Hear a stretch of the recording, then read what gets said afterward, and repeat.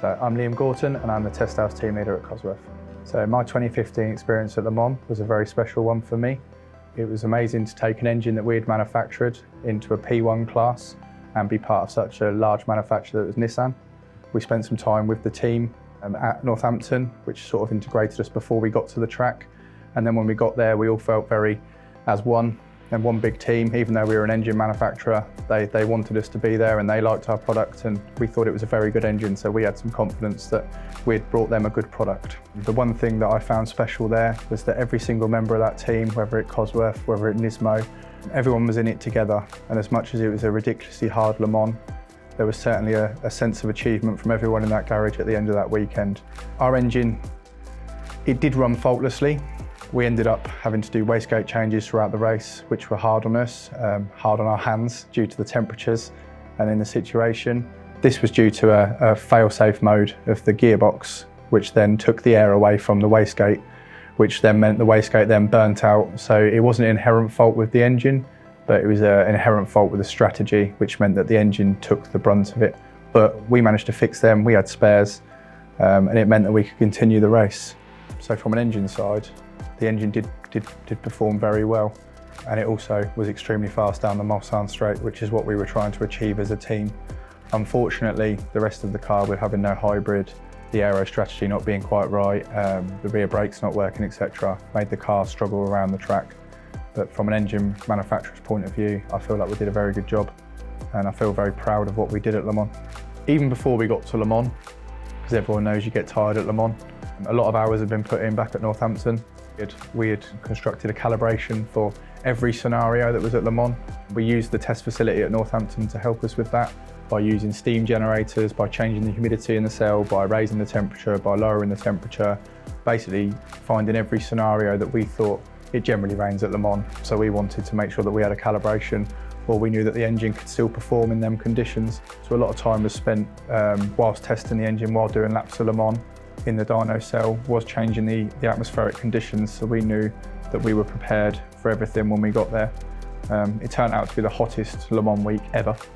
None of that was required apart from the hot air testing that we did, but again that did help us because that knew we had already seen the data back at Northampton before we saw it at Le Mans, so that gave us in good stead that nothing was shocking us when we were out there.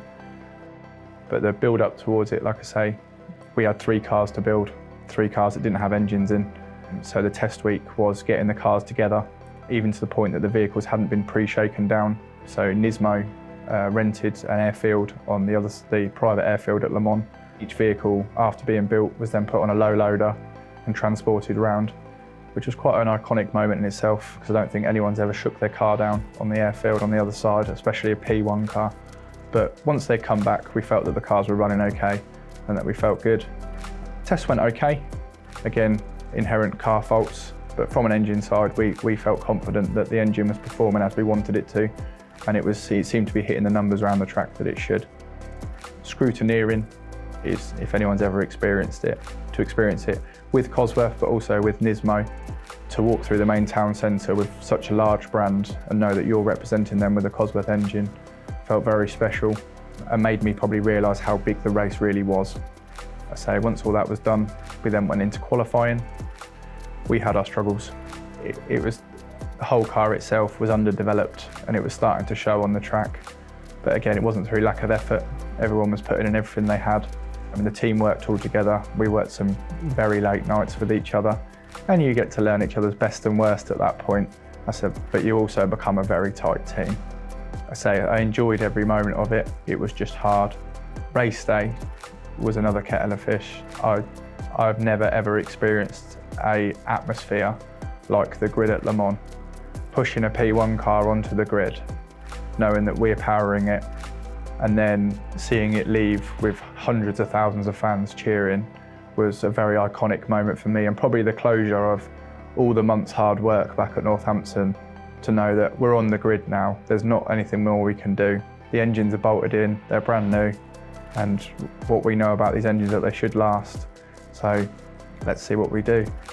I think everyone knows that the race didn't go how we wanted it to. Everyone worked as hard as they could, they gave everything they could, and as a team, we left proud. And to see one of our cars come over the line,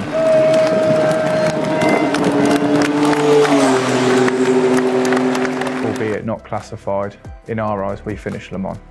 We never gave up. And like I say, as a team effort, we all celebrated together afterwards that through the highs and the lows of it, we still completed Le Mans. It doesn't mean I haven't got unfinished business with that place. And I would love to take Cosworth back there with a Cosworth engine and do it all again. And this time, do it properly.